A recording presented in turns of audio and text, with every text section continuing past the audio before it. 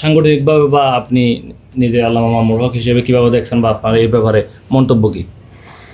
এখানে দুটি গুরুত্বপূর্ণ প্রসঙ্গ রয়েছে যে বিষয়ে চিন্তা এবং আকীদার মতপার্থক্য আছে।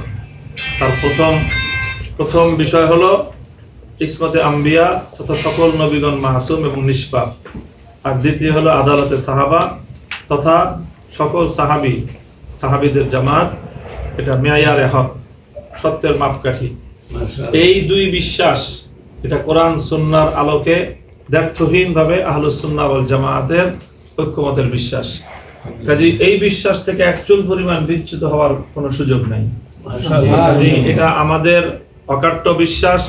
আমাদের পূর্বসূরীদের থেকে, বিশেষ করে আমার বাবা শাইখুল হাদিস আল্লামা আজিজুল হক রহমতুল্লাহ আলাইহি, আমরা জানি যে তিনি বুখারী শরীফের যে বঙ্গানুবাদ করেছেন তার পরিশিষ্টের মধ্যে এই দুই বিশ্বাসের উপর তিনি একটা ঐতিহাসিক প্রামাণ্য তিনি লিখনি জাতির কাছে রেখে গিয়েছেন।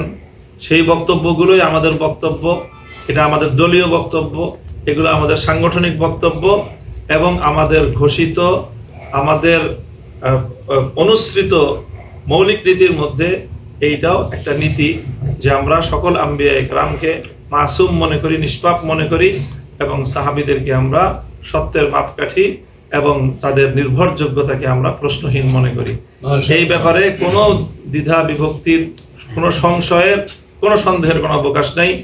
যারা এই বিশ্বাসকে বিশ্বাস হিসাবে, আকীদা হিসাবে ধারণ করে না, আমরা এটাকে তাদের সুস্পষ্ট বিভ্রান্তি এবং গোমরাহি বলে মনে করি। একটা শেষ প্রশ্ন, সেটা হচ্ছে আপনি দীর্ঘক্ষণ বলেছেন আপনার 24 পরবর্তী আপনাদের যে আন্দোলন, যে সক্রিয় অংশগ্রহণ, সেটা আমরা দেখতে পেয়েছি এবং হেফাজত ইসলামের আন্দোলন আমরা দেখতে পেয়েছি। এখন যেটি হচ্ছে সেটি হচ্ছে খেলাফত মজলিস এবং হেফাজত ইসলাম দুটি আলাদা ভিন্ন সংগঠন। আপনি বলছেন 24 পরবর্তী একটা ঐক্য গড়ে উঠেছে, সেটাকে রাজনৈতিক নয়। আপনি বলতে চাচ্ছেন সেটা রাজনৈতিক ঐক্য নয়, যেটা 24 পরবর্তী হয়েছে সেটা 24 পরবর্তী রাজনৈতিক ঐক্য। এখন যেটা আছে সেটা হচ্ছে আপনাদের আকীদা ভিত্তিক ঐক্য। এই কথাটা কি ক্লিয়ার করতে চেয়েছেন আপনি?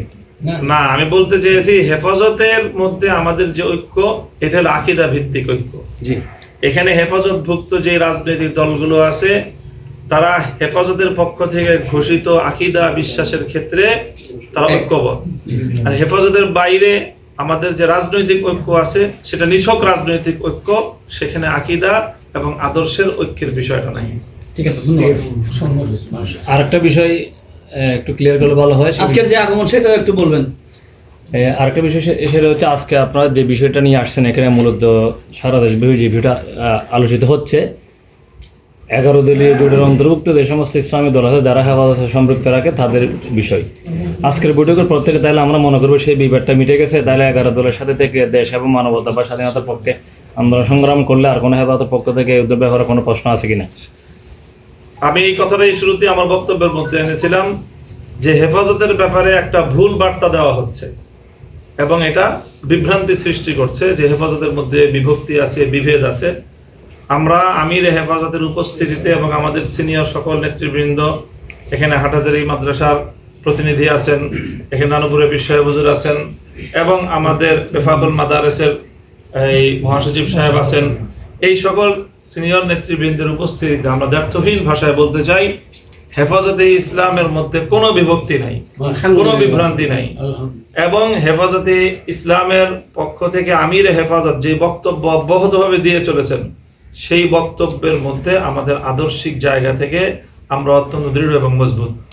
কাজেই হেফাজতের মধ্যে বিভক্তি আছে বা কাউকে হেফাজত থেকে বাদ দেওয়ার কোনো আলোচনা হয়েছে, এই তথ্যটা সম্পূর্ণ ভুল তথ্য।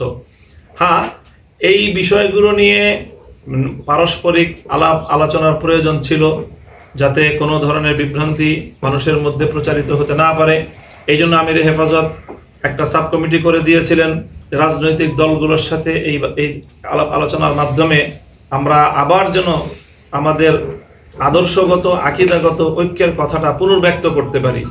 কাজে সেই হিসাবে আল্লামা মুফতি জসিমউদ্দিন সাহেব হাফিজাহুল্লাহর নেতৃত্বে হেফাজতের আমিরের পক্ষ থেকে গঠিত সাব কমিটি সকল রাজনৈতিক দলগুলোর সাথে আলোচনার পর আজকে আমরা আবার এই বক্তব্য আমির হেফাজতের সকাশে এসে পুনর্ব্যক্ত করছি যে হেফাজতের মধ্যে কোনো বিভক্তি নেই।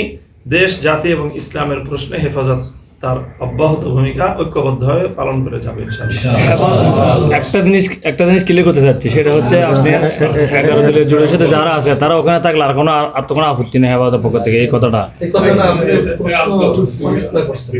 জি। সকলকে ধন্যবাদ ইনশাআল্লাহ। হুজুর